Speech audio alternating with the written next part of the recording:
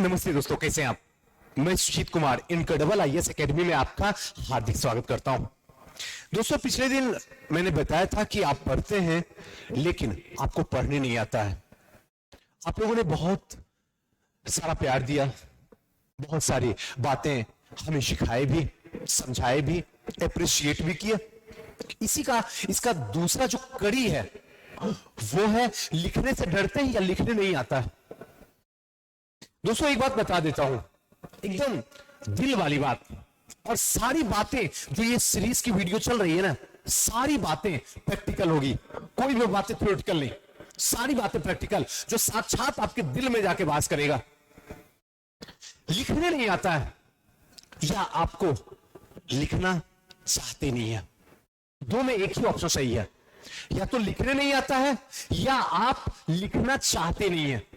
इस दोनों में कोई ना कोई एक ऑप्शन है जो आपका है।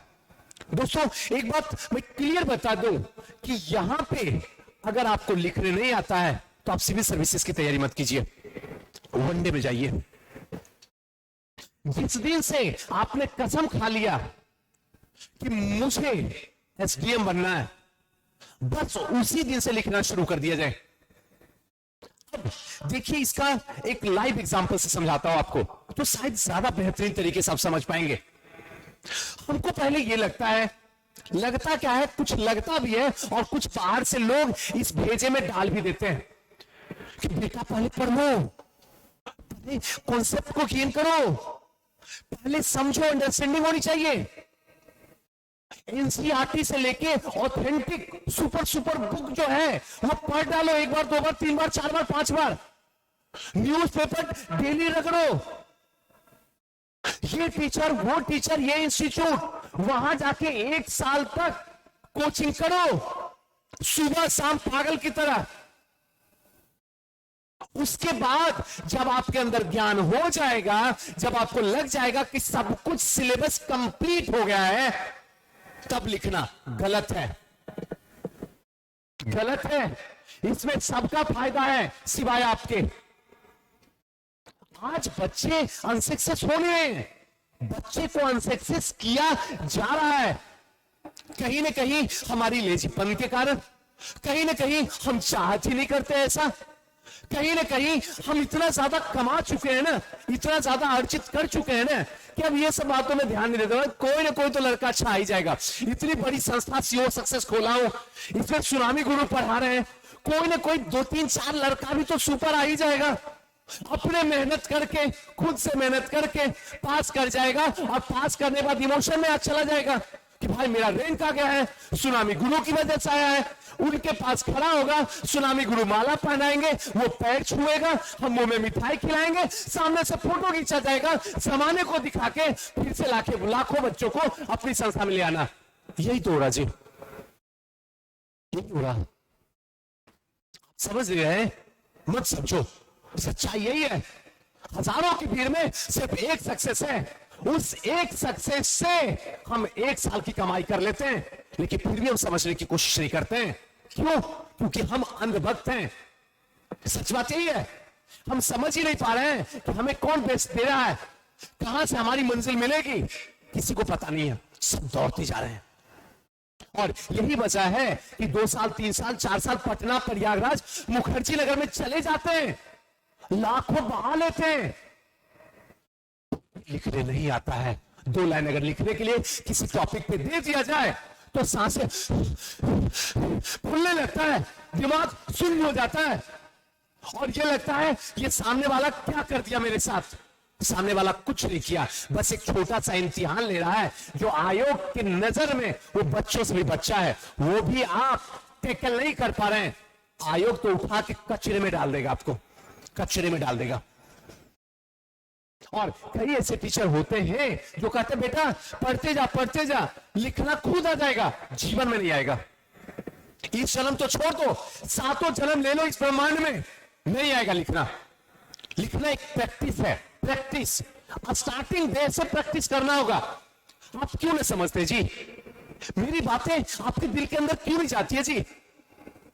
क्यों खुद को बर्बाद करने पे तुले हुए हो, लगे हुए हो कि मुझे किसी भी तरीके से सुनामी गुरु बर्बाद हो जाना है?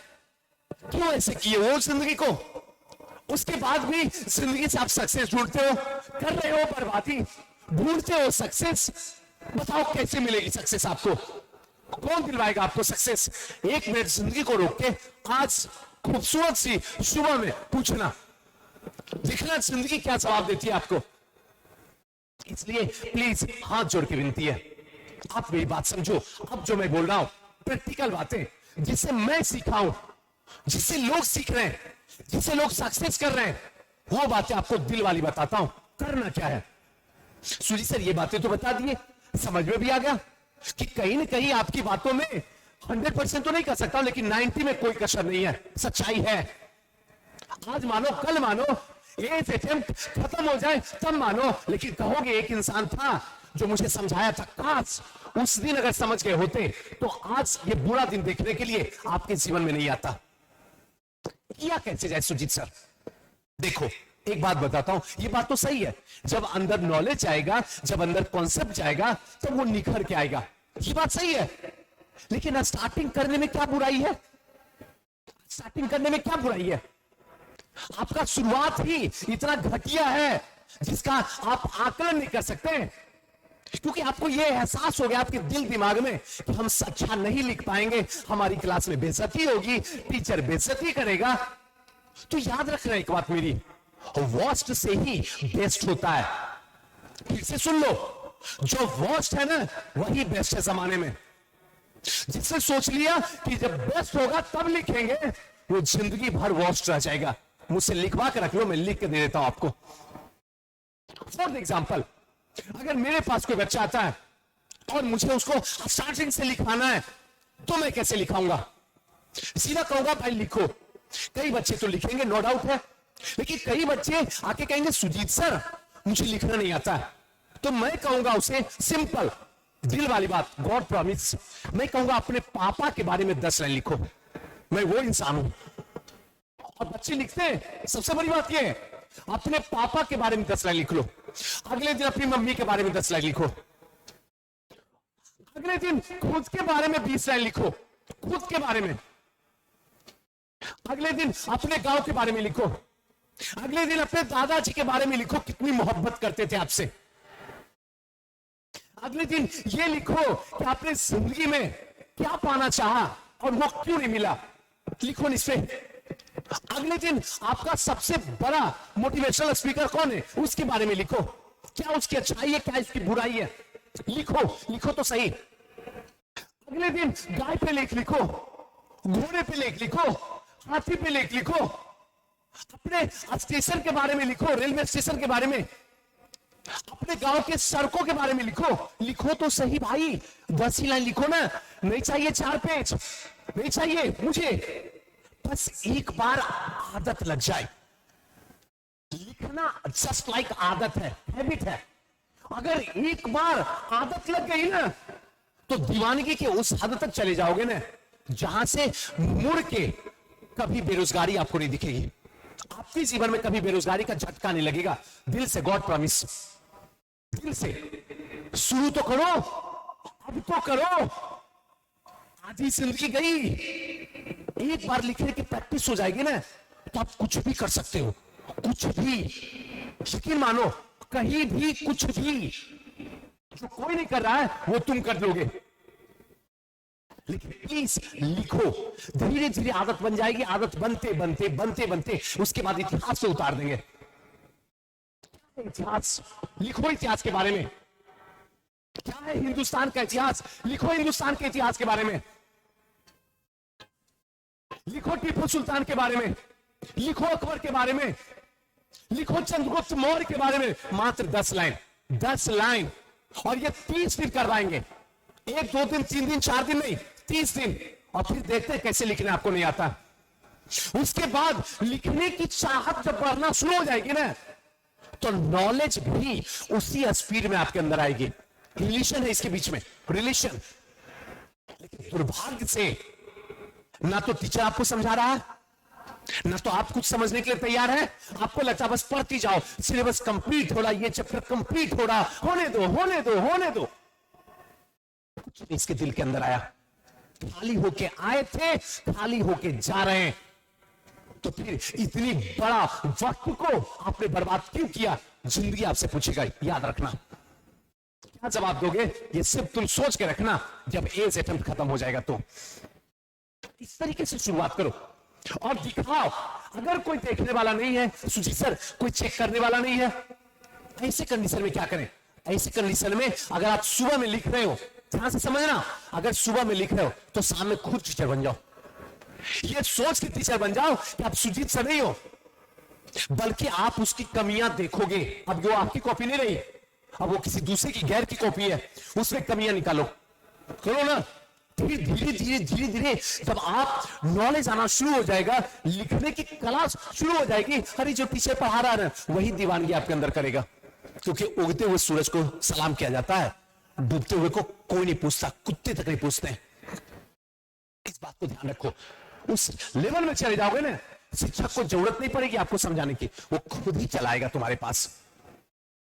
टीचर एक रियल में देखा था, तू चीटी है और आप चीनी है, चीनी है आप, वैसा मीठा बनिए ना, खुद ही टीचर पहुंच जाएगा आपके पास में। अब दूसरा लास्ट स्टेप, जब आप न्यूज़पेपर पढ़ते हो तो आप पगलों की तरह बस पढ़ लेते हो, अंडरलाइन कर लिए ये। अरे ना ना, पढ़ो, पढ़ने में कोई गुनाह नहीं है, पढ़ो। अब उसके 5 एक्सपेक्ट निकालो। उसका राजनीति क्या है, आर्थिक क्या है, सामाजिक क्या है, सांस्कृतिक या धार्मिक क्या है, या भौगोलिक क्या है। इस परिपथ से 5 पॉइंट उससे निकालो, फॉर्मेटिंग बनाओ, निकालो। अब 5 एक्सपेक्ट से अब अपने से शाम में लिखो, एक टाइम मत लिखो, लिखो। और लिखने के बाद एक बार फिर से न्यूज उस एडिटोरियल को पढ़ो। एडिटोरियल को पढ़ने के बाद खुद से अपनी कॉपी पढ़ो। आपको एहसास हो जाएगा, सुजीत सर अब हम उस लेवल को पकड़ लिए हैं जहां से एसडीएम बनना इस ब्रह्मांड में कोई नहीं रोक सकता है आपको, आपके सिवा, सिर्फ आपके सिवा। यही है लिखने की कला, यही है लिखने की शैली। जिस दिन ये डेवलप हो जाएगी उस दिन से आप सक्सेस कर जाएंगे। अगर जो ग्रेजुएशन में इस समय है, जो 10th 12th में है, उनकी सपना है कि सुजीत सर मुझे एनी हाउ एसडीएम बनना है, तो आपके लिए best better option sure success civil services classes है। हम ये नहीं कहते कि आप यहां एडमिशन लीजिए, नहीं, लेकिन हम ये जरूर कहते हैं कि एक बार हमसे मिल लीजिए। उसके बाद आप इस दुनिया में कहीं भी जाके बर्बाद हो जाइए, मुझे कोई फर्क नहीं पड़ता, एक बार मिलिए हमसे, एक बार देखिए हमारी व्यवस्था को, उसके बाद आप डिसाइड कीजिए। लेकिन जिस दिन आपने कसम खा लिया कि मुझे एसडीएम बनना है, उस दिन से ही लिखना शुरू कर दीजिए। 5 लाइन लिखिए ना, 3 लाइन लिखिए ना, 2 लाइन लिख सकते हैं, लिखिए ना, लेकिन बिना एतबार के डेली लिखिए। तो जिस दिन आदत लग जाएगी ना, उस दिन ऑटोमेटिक ये 5 लाइन 5 पेज में कैसे कन्वर्ट हो जाएगा आपको भी नहीं पता चलेगा, और कहिएगा सुजीत सर कमाल हो गई, ये वीडियो देखा और जिंदगी बदल गई। चलिए फिर किसी नेक्स्ट वीडियो मिलते हैं, तब तक के लिए हंसते रहिए, मुस्कुराते रहिए, खुश रहिए। जय हिंद।